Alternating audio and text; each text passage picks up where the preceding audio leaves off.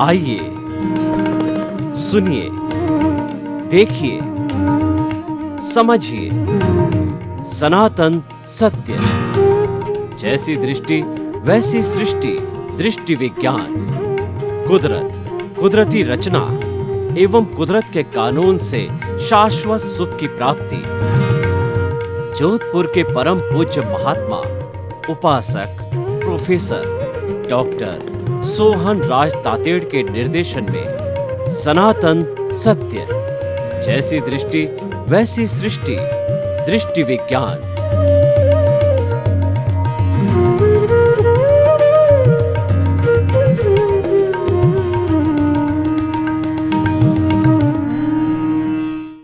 भाई और बहनों, मातृशक्ति को नमन।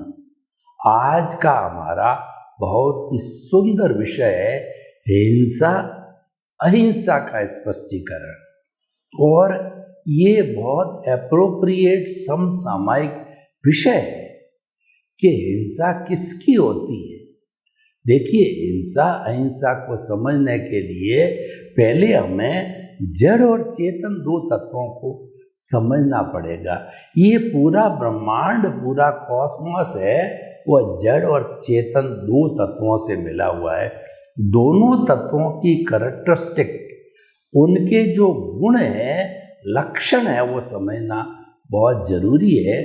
सबसे पहले हम चेतन तत्व है उसके लक्षणों को जाने। आत्मा किसे कहते हैं? असंख्य चेतनामय परमाणुओं के पिंड को चेतना आत्मा कहा जाता है। भारतीय दर्शन में कुल जो इसके 23 नाम बताए गए हैं, और वह जो है वो संवेदना करता है और अनुभव करता है, सुख दुख की अनुभूति करता है, और उसके बाद प्रजनन करता है, ग्रोथ होती है। इसकी कुल 9 कैरेक्टरिस्टिक है, वो हमारे भारतीय ग्रंथों में बताई है। और विज्ञान ने भी इसको कॉन्शियसनेस रूप के अंदर वो 9 कैरेक्टरिस्टिक को अपने हिसाब से जो है उसको मान्य किया गया है। तो हम आपको बताना चाहते हैं कि ये चेतन की बात है। और दूसरा जड़ तत्व, चेतन साध्य है, क्योंकि वह फीलिंग करता है, सुख दुख की अनुभूति करता है, इसलिए साध्य है। इसका स्थान सुपीरियर स्थान है, और जो जड़ है वो साधन है। देखो, साधन के बिना साध्य प्राप्त नहीं किया जाता है। हर काम को करने के लिए जो है वो साधन की आवश्यकता जरूर होती है। Means are required to execute anything, to complete anything. तो जो जड़ है वह क्या है कि वर्ण गंध रस स्पर्श वाला है, और वो गलन मिलन धर्मा होता है। उसके अंदर फ्यूजन होता है, यूनियन होता है, वह टूटता है और उसके बाद के अंदर वह मिलता है। देखिए कि हमारे वैज्ञानिकों ने कुल 116 तरह के तत्वों को खोज निकाला है। ये तत्व जो है आपस में मिलते रहते हैं, टूटते रहते हैं। तो जो जिसका कि उत्पाद होता है वह होता है, उसको पर्याय बोला जाता है, मोड बोला जाता है, और वो बदलता रहता है। इसके बदलने के कारण ही यह कहा जाता है कि संसार जो है संचरण करता है, वो संसार है, और हर क्षण हर वस्तु संसार में बदलती रहती है पर्याय के गुण के कारण। तो ये जड़ के अंदर होता है। लेकिन चेतन का जो पर्याय, क्यों पर्याय बिना तो वस्तु का अस्तित्व नहीं है, लेकिन जो चेतन का जो अस्तित्व है, केवल अस्तित्व की वजह से, पर्याय की वस्तु से वजह से उसको ज्ञान और दर्शन युक्त कहा गया है। वैसे ज्ञान दर्शन एक से ही होते हैं, लेकिन उसको ज्ञान दर्शन वाला बोलते हैं। कभी वो ज्ञान में आता है, कभी वो दर्शन में आता है, इसको पर्याय बोलते हैं। जो हमारी शुद्ध आत्मा मोक्ष में विराजमान है, उसका भी पर्याय होता है।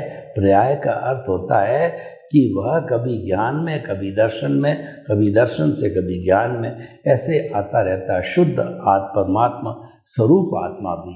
तो अब आप देखिए कि जो हमने जो है चेतन और जड़ की ये परिभाषा की, तो आज हमारा हिंसा और अहिंसा की स्पष्टीकरण भेद रेखा की बात करते हैं। तो एक किसी पत्थर के टुकड़े को तोड़ा जाए तो आप मुझे बताइए वो हिंसा होगी या अहिंसा होगी? वह तो जो है वो हिंसा है ही नहीं है। क्यों नहीं है? कि उस पत्थर के टुकड़े में कोई संवेदना नहीं है, कोई फीलिंग्स नहीं है, कोई सुख दुख की अनुभूति नहीं है, तो उसमें हिंसा का प्रश्न नहीं है। इसका अर्थ यह कि जड़ को तोड़ने में हिंसा नहीं है। इसीलिए जड़ हमारे जो है रोटी, कपड़ा, मकान, शिक्षा, चिकित्सा, ये सारी सुविधाओं में जड़ का मैक्सिमम उपयोग होता है, क्योंकि जो जड़ है उसमें कोई हिंसा नहीं होती है और वह साधन के रूप में कार्य करता है। तो ये हमें ये बात में समझनी है। और अब दूसरी तरफ देखिए कि कोई भी जीवित प्राणी है जो कि एकेंद्रिय, द्वेंद्रिय, त्रिंद्रिय, चतुरेंद्रिय, पंचेंद्रिय का है, या नरक गति, तिरंज गति, मनुष्य गति, देव गति का है, क्योंकि मोक्ष में तो आत्मा अशरीरी हो जाती है। वो तो जो है एक दिए की लौ की तरह लौ है, वो सारी लौ जो है वहाँ पे उसमें स्थापित हो जाती है ब्लिस के रूप में, यानी कि वो जो है शाश्वत सुख के रूप के अंदर हो जाती है। तो हम आपको ये बताना चाहते हैं कि जो जीवित प्राणी है उसको मारना, पीटना, प्रताड़ित करना, उसको कष्ट देना, वही हिंसा के दायरे में आता है। तो हिंसा और अहिंसा को समझना बहुत ज़रूरी है। कोई भी जीवित प्राणी को किसी तरह का दुख देना, कष्ट देना है, वह सारी हिंसा है। और हिंसा को कर्म बंधन का कारण कहा गया है। अहिंसा सब भूय खेमं करी। जो अहिंसा है वो सब प्राणियों की माँ है, सब प्राणियों का हित चिंतन करने वाली है। अगर अहिंसा को धर्म से हटा दिया जाए तो वो धर्म शून्य यानी अधर्म हो जाता है। और जितने भी हमारे धार्मिक ग्रंथ है वो अहिंसा माँ की कोख से निकले हुए हैं। तो इसीलिए जो है हम आपको बताना चाहते हैं कि ये सारा अहिंसा का जो स्पष्टीकरण है वह जीवित प्राणी सचित, जिसके अंदर जीवित आत्मा हो उसको सचित कहते हैं। तो अब देखिए सचित कैसे कहा जाए, तो हम इंद्रियों के पॉइंट ऑफ व्यू से देखें, एकेंद्रिय, द्वेंद्रिय, त्रिंद्रिय, चतुरेंद्र और पंचेंद्रिय के प्राणी होते हैं। एकेंद्रिय जीव होते हैं पृथ्वी काय, अप काय, तेजस काय, वायु काय, वनस्पति काय। ये स्थावर जीव होते हैं, एकेंद्रिय के जीव होते हैं। जैसे कि पृथ्वी काय का अर्थ ये हुआ कि जो हमारा जो ये जमीन है, जमीन के ऊपर से जो है मिट्टी को हटा करके ठोस हिस्सा आता है। ठोस हिस्से के अंदर जो है असंख्य अनंत निगोद के जीव एक साथ रहते हैं। परंतु जो ही उस पृथ्वी काय के ठोस टुकड़े को हमने गहती से या हथौड़े से तोड़ा, तो तोड़ते ही वो निगोद के असंख्य जीव है उनकी मृत्यु हो जाती है और उनकी हत्या हो जाती है और उनकी हिंसा कहा जाता है। हालांकि ये बहुत सूक्ष्म बातें हैं। जो ज्यों इंद्रियों की संख्या बढ़ती है त्यों ऐसे जीवों को मारने में पाप अधिक लगता है। लेकिन देखिए हिंसा तो हिंसा ही है। भगवान जो जितने भी तीर्थंकर हुए उन्होंने कहा है कि जीवित प्राणी को किंचित मात्र भी कष्ट देना वो हिंसा है। अब देखिए पंचेंद्रिय जो जीवित प्राणी है, मनुष्य है या हमारे पशु पक्षी है, इनको मारना, पंचेंद्रिय वध करना, ये तो बहुत बड़ी हिंसा का कारण होता है। क्यों? उसके 5 इंद्रिय है, वो तो सब जानता है, देखता है, सुगंध करता है और सुनता है और सारी बातें हैं। तो इसीलिए एकेंद्रिय के अंदर पृथ्वी का अप का यानी जितना भी कच्चा पानी, कुएं का पानी है, आपका तालाब का पानी है और ये नहरों का पानी है, समुंदर का पानी, ये कच्चा पानी कहलाता है। कच्चा पानी की एक बूंद के अंदर 34,000 आत्मा या जीवित निगोद के प्राणी कहे जाते हैं। इसीलिए इस कच्चे पानी को जब किसी गर्म कर दिया जाता है, मिट्टी डाल दी जाती है इसके साथ में, या चूना डाल दिया जाता है, इसका मतलब ये कि विरोधी हथियार जब उपयोग में लिए जाते हैं तो ये जो मिट्टी, ये जो एक इंद्रिय होता है वह जो है उसके जीव मर जाते हैं अपकाय के। इसी तरह से तेजस का यानी अग्नि है, जब हम कभी माइंस के अंदर जाते हैं तो कई बार अग्नि जलती है, उस अग्नि के अंदर असंख्य जो है जीवित प्राणी होते हैं निगोद के, क्योंकि वो जो जीव होता है वह ग्रोथ करता है। तो उसी तरीके से ये जो अग्नि है ये फैलती है, ऑक्सीजन को प्राप्त करके अग्नि फैलती है, दावा नल भी लग जाता है और अग्नि से आगे ऑक्सीजन को प्राप्त करके और काफ़ी बड़े क्षेत्र को वो आग लगाकर जला देती है। तो इसीलिए इसके अंदर जीव होता है।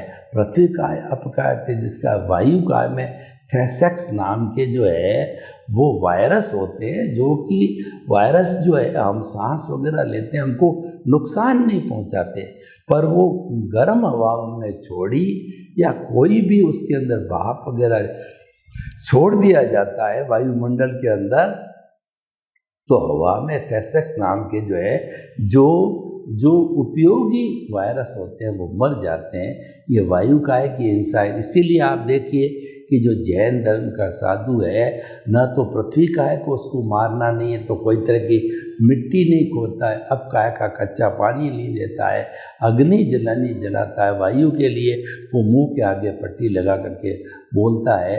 और वायु काय, पृथ्वी का, आपका, तेज का, वायु का, वनस्पति काय जो है वो सभी जानते हैं कि ये वनस्पति जितनी है वो एकेंद्रीय प्राणी होती है, उगते हैं। जैसे कि गेहूं का एक दाना है, इसको उगाया जाता तो उससे कई दानों का गेहूं होते हैं। भिंडी के एक दाने को उगाया जाए तो बहुत सी भिंडी हो जाती है। सारे तरह के एकेंद्रीय के बीज हैं, उनको उगा करके फसल तैयार की जाती है और वह फूड ग्रेन्स के रूप में जो है व्यक्तियों के खाने के काम आती है। तो ये सारा एकेंद्रीय का, वनस्पति काय का बहुत बड़ा हिस्सा है। तो हम जो है 84 लाख जीवा योनि बर्थ प्लेस है, उनका आपको विवरण देना चाहते हैं जो जिंदी है। और इसके बाद भी देखिए आप, 2 इंद्रिय मतलब ये तो हमने एक इंद्रिय स्पर्श इंद्रिय की बात करी, अब 2 इंद्रिय वाले होते हैं, उसके अंदर एक वाले में तो स्पर्श होता है और 2 वाले के अंदर स्पर्शन रसन, रसन का मतलब जीभ मुंह और जुड़ जाता है। 3 इंद्रिय वाले में स्पर्शन रसन, ग्रहण का मतलब नाक जुड़ जाता है और चतुर्ंद्रिय के अंदर जो स्पर्शन रसन घ्राण चक्षु आँख जुड़ जाती है और 5वें के अंदर जो है श्रोत है, ये कान जुड़ जाते हैं। तो ये पंचेंद्रिय तक के जो है प्राणी होते हैं और उनको मारना पीटना ये सारी हिंसा कहलाती है। तो अब आप देखिए कि अब ये 84 लाख जीवा योनि है, जीवित प्राणियों के उत्पत्ति स्थान है। इसका मतलब 84 लाख ही जीवित प्राणियों की संख्या नहीं है, उन आत्माओं की संख्या तो असंख्य अनंत है, लेकिन उत्पत्ति स्थान, ओरिजिन ऑफ द इंसेप्शन, कहाँ से पैदा होते हैं, कहाँ से वो इनके जन्म लेने के बर्थ प्लेसेज जो वो 84 लाख है, वो मैं आपको क्लासिफिकेशन बताना चाहता हूँ कि 7 लाख पृथ्वी का है, 7 लाख अप का है, 7 लाख तेजस का है, 7 लाख वायु का है, 10 लाख प्रत्यक्ष वनस्पति का है, 14 लाख साधारण वनस्पति का है, 2 लाख बहेंद्रिय, 2 लाख त्रिंद्रिय, 2 लाख चतुरिंद्रिय, 4 लाख नारकी, 4 लाख देवता और जो है 14 लाख मनुष्य की जाति, 4 गति 84 लाख जीवा योनि प्राणियों को मैंने किसी को मन से, वचन से, काया से, करने से, करवाने से, रमोदने से किसी को कष्ट दिया तो मैं क्षमा प्रार्थी हूँ, मैं उन सभी को क्षमा करता हूँ, वो मुझे क्षमा करे, मैं किसी का शत्रु नहीं हूँ, ना कोई मेरा शत्रु है। ऐसी भावना हमको 84 लाख जीवा योनि प्राणियों के प्रति ये भावना करती रहनी चाहिए। इसको प्रतिक्रमण बोला जाता है कि जब हम भावना करते रहेंगे तो इसका मतलब ये कि जो आत्माएं हैं ये अव्ययवाद है, इनके तक हमारी आवाज़ पहुंचती है। कोई अव्ययवाद आत्माओं को तार की आवश्यकता नहीं होती है, भावों के माध्यम से बात पहुंचती है, क्योंकि उस आत्मा के अंदर जो शब्द समाप्त हो जाते हैं लेकिन भाव जरूर रहते हैं। तो इनको भावों के माध्यम से हम इनसे क्षमा याचना कर सकते हैं। भावों के माध्यम से तो हम सिमंदर स्वामी के पास ही जा सकते हैं। और जो मुक्ति का मार्ग है वो भाव है, क्रिया से मुक्ति नहीं है।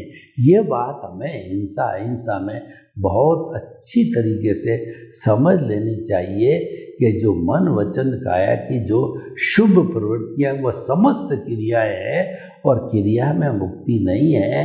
क्रिया तो जो है ये हमारा जो प्रारब्ध है उदय है। क्रिया मात्र अवस्था से जुड़ा हुआ है, अवस्था मात्र उदय और प्रारब्ध होती है। अवस्था हमेशा टेम्परेरी होती है, अवस्था हमेशा नाशवान होती है और अवस्था वाला जड़ ही होता है। और वह जड़ है वो भुगतान और परिणाम होता है, क्योंकि जो चेतन होता है उस पर कुदरत का कानून लागू नहीं होता, कुदरत के रूल उस पर लागू नहीं होते। वो तो परमानेंट तत्व है, भूत भविष्य वर्तमान में सदा एक सा रहने वाला है, उस पर कोई असर नहीं आता। सारा जो असर आता है इस जड़ पदार्थ के ऊपर आता है, चेतन पे कोई असर नहीं होता। चेतन तो खुद जो है वह जो ज्ञाता दृष्टा है और उसकी हाजिरी रहती है, तभी ये जड़ तत्व काम करता है। और चेतन तत्व की हाजिरी नहीं हो तो ये जड़ तत्व रूपी जो पुद्गल है, शरीर है, ये तो मुर्दा बन कर के इसको जला दिया जाता है। तो इस तरीके से हिंसा अहिंसा का जहाँ प्रश्न है वह लागू होता है चेतन तत्व के ऊपर, जड़ पर वह लागू नहीं होता है। ये बात बहुत गहराई से समझने की चाहिए। और क्रिया से मुक्ति नहीं है, मुक्ति तो हमारे भावों से, यानी हम कितने भाव शुद्ध करते हैं उस पर निर्भर करता है। जितना जितना हमारे भाव शुद्ध होते रहेंगे उतना उतना हमारे आर्ट ऑफ द विजन के अंदर सम्यक ज्ञान सम्यक दर्शन जो है डेवलप होता रहेगा। और हमने जब सारी दुनिया के लोगों ने निर्दोष अकर्ता और शुद्ध आत्मा माना है ज्ञान लेकर के, तो ऐसी स्थिति हमारा मोहनीय कर्म भी घटता रहता है। और ज्ञानावर्णीय कर्म जो है सम्यक ज्ञान से ज्ञानावर्णीय कर्म धुलता रहता, सम्यक दर्शन से दर्शनावर्णीय कर्म घुलता है। और मोहनीय कर्म कर्ता भाव के जाने से मोहनीय कर्म मिलता है। जब ज्ञान मिलता है तो हमको अकर्ता निमित्त बना दिया जाता है कि कर्ता तो व्यवस्थित शक्ति है, और जो मनुष्य को व्यवस्थित शक्ति ने कोई किसी प्राणी को पावर नहीं दिया है कि वह जो है वह तो केवल भुगतान करे, और कर्ता तो व्यवस्थित शक्ति है। लेकिन मनुष्य अपने अहंकार के वशीभूत ये सोचता है कि ये शरीर मेरा है और इस शरीर का संचालन करने वाला मैं हूँ। तो इन दोनों से उसको मिथ्या ज्ञान और मिथ्या दर्शन होता है। लेकिन जब हम हिंसा अहिंसा की बात करते हैं, अहिंसा की बात करने से ये सम्यक ज्ञान सम्यक दर्शन की हमको प्राप्ति हो जाती है। इसीलिए आत्मा की शुद्धि के लिए अहिंसा का होना बहुत ज़रूरी है। अहिंसा के बिना मुक्ति नहीं है। अहिंसा को हमने बहुत अच्छी तरह से समझना चाहिए। देखिए बात समझ की है कि चाहे आप आर्ट ऑफ द विजन में उस समझ को फिट करो, चाहे मन वचन काया से करो, लेकिन मन वचन काया है वो तो कुदरती रचना है और वह व्यवस्थित है, तो हम उसको भुगतान ही मानेंगे। और वह तो कुदरत के अधीन है, कुदरत ने उसको जन्म दिया, कुदरत ही पालन पोषण कर रही है। और पिछले जन्म का जो उसका जो है फाइल है वह कुदरत के पास ही है। तो जैसा पेपर किया है उसके अनुरूप ही रिजल्ट के रूप में कुदरत जो है उसको पुण्योदय और पापोदय का फल देती है। तो भाई और बहनों, हम आपको बताना चाहते हैं कि बहुत ही सुंदर टॉपिक है और ये हिंसा की बात है, ये चेतन तत्व पर लागू होती है। और चेतन तत्व भी देखिए कि बॉन्डेड सोल होता है। जैसे मेरा ये शरीर है, ये शरीर जो है वो तीन चीज़ों से मिलकर बनाया है। प्योरली जो जड़ पदार्थ है वो पिछले जन्म के कर्म के भुगतान के लिए मिला है, और जो प्योरली इसके बीच में सोल है, उसकी मात्र प्रेजेंस है, वह तो मुक्ति में जाने वाला अनंत ज्ञान, अनंत दर्शन, अनंत शक्ति, अनंत सुख का धाम है। उसके अंदर जो है प्योर हमारी सोल होती है। तो ये दोनों अलग अलग विषय हो गए। दोनों जब मिश्रण होते हैं तो एक मिश्र चेतन होता है, जिसको फेविकॉल बोला जाता है। तो उस मिश्र चेतन से जो है वो दोनों जुड़े हुए रहते हैं। तो दोनों को जोड़ने का कार्य करने वाला है वो मिश्र चेतन है। और मिश्र चेतन को जो है हमें समाप्त करना है। और मिश्र चेतन समाप्त कब होता है? कि जब हम जो हमारी अज्ञानता है उसको संपन्न कर देते, वही मिश्र चेतन है। अज्ञानता चली गई, कॉजल बॉडी, लिंग शरीर जब समाप्त हो गया, और उसको समाप्त करने के लिए यानी अहिंसा की सुप्रीम अवस्था होती है, वह मुक्ति की अवस्था होती है। जब आत्मा अपने शुद्धतम रूप को प्राप्त कर लाती होती है तब वो संपूर्ण अहिंसक के रूप में होती है। अहिंसा का बिना सहारा लिए जो है हम अपनी आत्मा का उद्धार कहिए, मुक्ति में जाने कहिए, वो नहीं कर सकते हैं, क्योंकि उसका आधार ही हमारी हिंसा और अहिंसा, कर्म बंधन का कारण ही हिंसा और कर्म छूटने का कारण है वो अहिंसा है। बहुत जो हमारी जिन वाणी बहुत स्पष्ट है, भगवान ने बहुत चीज़ों के अंदर सचित और अचित की बात कही है। जो अचित होता है वो साधन है और उसमें कोई भी फीलिंग, संवेदना नहीं है, इसलिए उसको काटना पीटना जो है वह किसी भी तरीके से हिंसा का काम नहीं है, क्योंकि वह जड़ पदार्थ है। लेकिन कोई भी आत्मा सहित जीवित प्राणी है तो वो चेतन है, वो जो है हमारा सचित है। तो सचित के वाले व्यक्ति को जो है पीटना काटना तो उसको फीलिंग होती है, उसको दर्द होता है, वो सुख दुख की अनुभूति करता है, इस कारण से वह हिंसा कहलाती है। तो भाई और बहनों, बहुत स्पष्ट भेद रेखा हमारे सामने है, चित्त और अचित्त के रूप के अंदर है। तो हमें इस सब चीज़ों को समझना चाहिए और समझ करके हमारे आर्ट ऑफ विजन में सम्यक ज्ञान, सम्यक दर्शन और सम्यक चाहित और सम्यक तप को हमने स्थापित किया है। तो हम जब कर्ता बन गए तो कर्ता बनने के बाद में समस्त विश्व के प्राणी निमित्त निर्दोष अकर्ता और शुद्ध आत्मा है। तो उस स्थिति के अंदर ये हमारा जो है शरीर मेरा नहीं और शरीर का मैं संचालक नहीं हूँ, मैं तो इस कुदरत का जो है वो गेस्ट हूँ, सफरर हूँ और यूज़र हूँ। तो उस स्थिति के अंदर नो ब्लेम नो क्लेम की अवस्था आ जाती है और उस स्थिति के अंदर जो है हमारा सम्यक ज्ञान, सम्यक दर्शन हो जाता है। शरीर का न तो मैं संचालक हूँ न मैं शरीर मेरा है। जब दोनों स्थितियाँ आती, सम्यक ज्ञान, सम्यक दर्शन हो जाता है और मन वचन काया तथा उससे जुड़ी हुई अवस्था मात्र कुदरती रचना है। यह जो है हमारा कुदरती रचना देखते रहते हैं तो ये देखते रहने से हमारा सम्यक तप हो जाता है। कितने समय तक जो हम सम्यक तप करते रहेंगे इसका कोई निश्चित मापदंड नहीं, अज्ञानता पे डिपेंड करती है। जितनी अज्ञानता है उस अज्ञानता को जो है हम जो है अकर्ता भाव से जो है उसको समाप्त कर सकते हैं।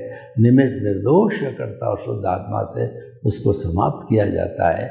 तो भाइयों और बहनों, हम आपको बताना चाहते हैं कि ये सारा जो कार्य है वो हमें बहुत सुचारू रूप से करना चाहिए, क्योंकि जब तक हमारे को जो है हिंसा की परिभाषा ध्यान नहीं होगी तब तक जो है हम अहिंसा की बात को नहीं समझ सकते। और इसके सपोर्टिंग भी है, जो अहिंसा की बात करते हैं तो उसके सपोर्टिंग है वो 9 तत्व है। वो 9 तत्व है जीव, अजीव, पुण्य, पाप, आश्रव, संवर, निर्जरा, बंध और मोक्ष। तो ये जो जीव है उसकी जीव की शुभ प्रवृत्ति जो है वो हमारी अहिंसा है और अशुभ प्रवृत्ति हिंसा है। ये तो गया जीव। और अजीव जो है वह एकदम हिंसा अहिंसा के दायरे से अलग है, क्योंकि उसके अंदर कोई फीलिंग और ग्रोथ नहीं है। तो पुण्य और पाप जो है ये भीतर हमारे शरीर में आने वाले कर्मों का जो है वो हमारे कर्म है। जिस तरीके से तालाब और टंकी में पानी आता है उसी तरीके से हमारे भीतर पुण्य पाप रूपी पुद्गल आते हैं। और पुण्य पाप का दर्जा उनको कब मिलता है? जब उनका उदय और प्रारब्ध होता है, उस समय वो पुण्य और पाप के रूप में जो है वो व्यक्ति को रिजल्ट देते हैं। तो जीव जीव पुण्य पाप आश्रव संवर, आश्रव कर्मों के आने को द्वार कहा जाता है। और ये आश्रव होता है वो हमारी आत्मा का विरोधी तत्व है, आत्मा को बांधता है, इसीलिए इसको हे कहा गया है। तो हमेशा आत्म तत्व को हमें हे मानना चाहिए। और संवर है वो जो है वो कर्मों के आने के द्वार को हम रोक देते हैं, तो वह संवर कहलाता है। और संवर जो है जब हम करते हैं तो हमारे भीतर जो नए कर्म का बंधन नहीं होता है और हम धीरे धीरे जो है वो अहिंसा के दायरे में आकर के और शाश्वत सुख की नींव को महसूस करने लग जाते हैं। सर्वे भवन्तु सुखिनः, सर्वे सन्तु निरामया। लोक के सब जीवों को सुख मिले, शांति मिले, आनंद मिले, प्रेम मिले, सौहार्द मिले और सभी हिल मिल करके हम स्वर्ग को धरती पर उतार लाए।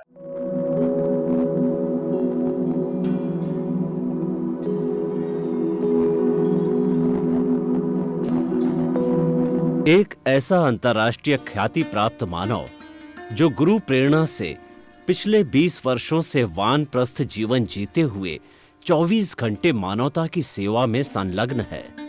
एक ऐसा मानव जो अभी राष्ट्रीय, अंतर्राष्ट्रीय टीवी चैनलों पर 7,500 एपिसोड के माध्यम से सनातन सत्य, आत्मविज्ञान एवं पुनरुत्थान व्यवहार एवं निश्चय जगत के जीवनोपयोगी विषयों पर हृदय स्पर्शी प्रवचन कर चुका है। उस मानव का नाम है महात्मा उपासक प्रोफेसर डॉक्टर सोहन राज तातेड़। प्रोफेसर तातेड़ द्वारा योग, दर्शन, शिक्षा विषयों पर रचित पीएचडी स्तर के 250 शोध ग्रंथ भारत के 100 प्रतिष्ठित विश्वविद्यालयों में शोधार्थी पढ़ रहे हैं तथा वे सभी शोध ग्रंथ वहां की सेंट्रल लाइब्रेरियों में उपलब्ध हैं।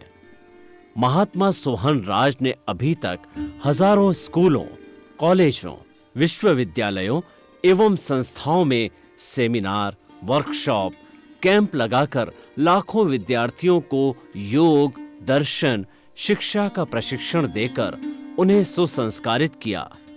डॉक्टर तातेड़ ने भारतीय संस्कृति उत्थान के 4000 से अधिक समसामयिक विषयों पर आर्टिकल लिखकर ऑनलाइन जर्नल, पत्रिकाओं, वेबसाइट्स पर प्रकाशित किया, जिसका उपयोग लाखों पाठक कर रहे हैं।